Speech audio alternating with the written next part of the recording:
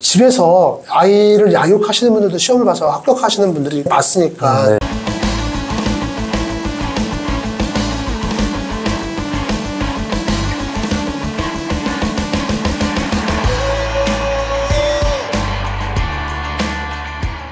근데 이게 피셋이 약간 좀 연관이 되나 보더라. 공무원 시험 7급에서는 피셋 시험을 통과를 해야 전공 시험을 볼 수가 있거든. 그러다 보니까 이게 공사에서 보는 기초 능력하고 좀 연관이 되나 봐. 그래서 두 개를 같이 했는데 공사가 계속 안 되는 거야. 이분은 벌써 7급 공무원 한번 합격을 했던 분이 있어. 계속 이 공사 가고 싶어가지고 안 가고 하다가 1차 합격했는데 면접을 안 갔대. 그것도 되더라고. 된 사람만 되더라고. 그런 분들도 계시고 또 어떤 분들은 이런 분들도 계셔. 9급, 7급을 같이 준비해. 본인의 입장에서 어떻게 보면은 이제 대안이 되는 거지. 7급 준비해도 안 되고 9급은 되겠지. 근데 둘 다 계속 안 돼가지고 7급을 내려놔야 될 것 같아요.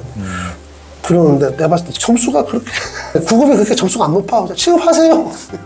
이제 여기에 대해서 선생님께서 이제 가르치시고 계시니까 짧게 이렇게 정리를 해주시면 좋을 것 같은데, 기계직 공무원 준비하는 사람들한테 이제 전체적인 어떤 로드맵, 꿀팁, 그리고 불합격했을 때 이제 그 다음에 어떻게 해야 될지의 전략 같은 거를 뭐 추구 전략 같은 거. 네, 일단 뭐 전체적인 로드맵 한번 좀 얘기해 주시죠. 일단은 전체적인 로드맵은 나는 그렇다? 나는 한 2년 정도 봐야 된다고 봐. 내가 얘기했던 것처럼 현업에 있으면서 시험 공부하시면 더 기회 가지고 상관없어. 집에서 아이를 양육하시는 분들도 시험을 봐서 합격하시는 분들이 많으니까 그분들 같은 경우 한 4년, 5년 공부했다 아이 키우시면서 고생하셨어 이러지. 뭐 이번에 안 됐으면 큰일 날 뻔했네. 뭐 이렇게 얘기를 안 하잖아 보통. 그러니까 그런 분들은 사실 좀 호흡을 길게 가지고 상관이 없는데, 전업으로 나는 모든 걸 내놓고 공시생으로만 2년 정도는 봐야 되지 않나. 근데 그 기간이 짧다고 생각하시는 분들도 있고 길다고 생각하시는 분들도 있을 텐데, 그분들 같은 경우는 좀 생각을 해서 2년 안에 본인이 합격할 수 있는 로드맵을 스스로 짜야 돼. 왜냐면 다 본인의 사정과 개인차라는 게 다 있잖아.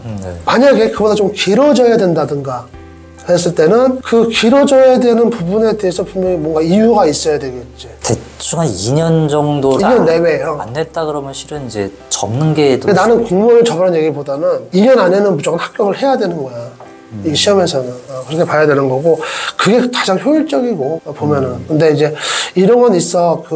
만약에 이게 안 됐을 경우에 아까 추구 전략 그거 되게 중요해. 그러니까 내가 이게 참 말이 이제 지금 현업에 계신 분들과 전업으로 공부하시는 분들 나눠서 얘기를 하는 그런 경향이 얘기가 되는데, 현업에 계신 분들은 사실 추구 전략에 대해서는 조금 좀 여유가 있어. 네, 그 정도 안 되면 이제 사실 이직이라도 하면 돼. 영어 공부도 계속 했기 때문에 이직을 하기도 좋고, 또 여기서 공부했던 내용을 가지고 공사라든가 아니면 한국사 능력시험을 통해가지고 공사 지원하시는 분들도 꽤 많아. 근데 결과가 좋은지는 나도 모르겠어. 그 결과 뭐 나한테 알려주진 않으니까. 그런 분들도 꽤 있단 말이야. 근데 이제 문제가 되는 건 뭐냐면은 전업으로 공부하신 분들. 그리고 안 됐을 때. 안 됐을 때. 그리고 더 큰 부분은 뭐냐면 다른 직렬에서 벌써 한 2년 정도 이상, 2년 이상 공부하다 이래 넘어가. 그럼 이제 참 심각하죠. 그래서 내가 좀 지금 하는 얘기는 지금 이제 전업으로 공부하시는 분들을 대상으로 얘기하면 좋겠어. 일단은 공부하다가 있잖아. 공시를 보고 나서 결과가 안 좋다 그러면은 빨리 머릿속에 뭐가 남아있을 때 영어 시험을 빨리 보는 게 좋아. 물론 이제 듣기 평가가 문제가 좀 될 수는 있는데 공인 영어 점수를 빨리 획득해 놓는 게 좋아. 한국사 점수하고. 그건 왜 그런 거죠? 다른 회사에 지원해야 될 거 아니야. 그거부터 빨리 획득을 해놓고, 그 다음에 이제 내가 하고 싶은 게 그래. 2년 이상 본인이 매달이 잘 안 되면 거기에 대한 이제 정신적인 어떤 그 실망감도 굉장히 클 거야. 멘탈이 좀 많이 흔들리겠죠. 근데 이제 그거 좀 빨리 털어내고 이런 생각도 해도 돼.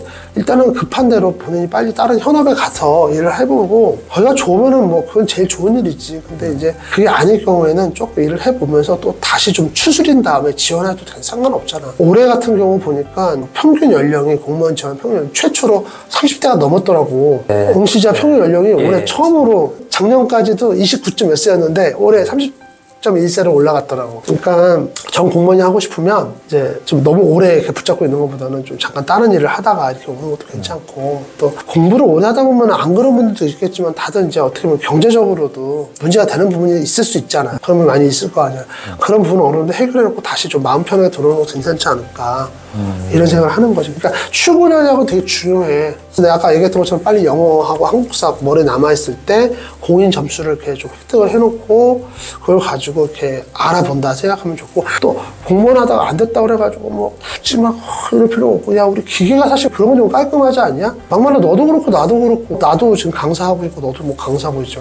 네. 안 되면 때려치고 딴 거 하죠. 왜 우리는 좀 그렇잖아. 네, 좀 그런 거 있죠. 어디 가도 우리가 뭐 일할 데 없어 막 이런, 진짜 이거 객기가 아니라 네. 우리들은 그렇잖아. 또 기계는 좀 그런 거 있으니까 어디 가느냐가 중요한 거지. 네. 이제 뭐 아무래도 그냥 제 생각에도 뭐 행정직 준비하는 것보다는 기계직 준비하는 분들이 뭐 자격증도 좀 있을 거고 웬만해서 그렇지. 좀 그나마 수월하지 않을까. 뭐 다 붙으면 좋겠지만 1000명씩 보는 시험 중에 떨어지는 사람들도 출구 전략이 있어야죠. 그렇지. 공무원 시험에서는 그게 되게 중요하더라고. 출구 전략. 네, 그 전에 이제 저도 이제 강의하는데 그런 친구가 있었거든요. 그 임용고시를 준비하다가 잘 안 됐나 봐요. 이제 빨리 마음을 추스르고 그냥 자격증 공부하러 왔더라고요. 그래가지고 취직해서 잘 살고 있어요. 그러니까 우리는 가급적 자격증이 거의 다 이제 많이 있다는 가정하에서는 자격증도 있을 가능성이 크고, 영어하고 또 한국사까지 공부했으니까 뭐 조금 더 일반 취준생보다 폭넓게 우리가 활동할 수 있다. 이렇게 생각해도 나쁘진 않을 것 같다. 네 얘기 들어보니까. 비교하자면 좀 수월하지 않을까. 출구 전략은 나름대로 각자 세우는 게 맞는데, 우리는 일단 이런 환경에 있다. 긍정적으로 생각해다. 이 정도까지 얘기하면 좋겠네요. 그리고 공부할 때 좀 이거는 머릿속에 넣고 꿀팁이라 그래야 되나? 이건 좀 머릿속에 넣고 공부를 하면은 좀 여러 가지 효율적이겠다 이런 거 선생님 생각에 몇 가지만 좀 얘기를 해주세요. 기계식 공부할 때 꿀팁이라고 하면은 첫 번째는 그거야. 이 공무원 시험 준비하시는 분들 중에서는 이런 분들이 좀 계셔. 물론 이제 본인들이 어떤 수준이나 그런 건 모르겠는데, 본인이 수험생인데 학자처럼 접근하시는 분들이 계셔. 우리는 이제 빨리 시험을 보는 사람들이기 때문에 너무 어려운, 주제가 어려운 거는 어떻게 보면 좀 나쁜 얘기는 좀 빨리 최종식만 외워서 넘어가고. 네, 그러니까 문제만 맞추고 그냥 넘어가는 식으로 이제. 그렇지. 이제 이게 나오면 다행이고, 근데 이분들 머릿속에 이게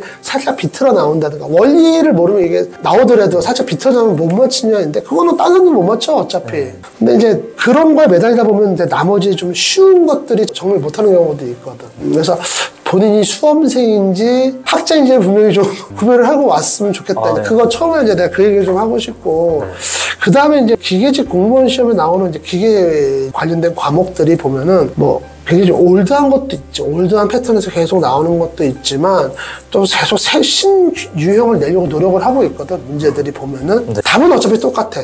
작년이나 재작년이나 주제는 똑같고 답은 똑같은데 말이 되게 풍성하게 바꿔서 나와 요즘.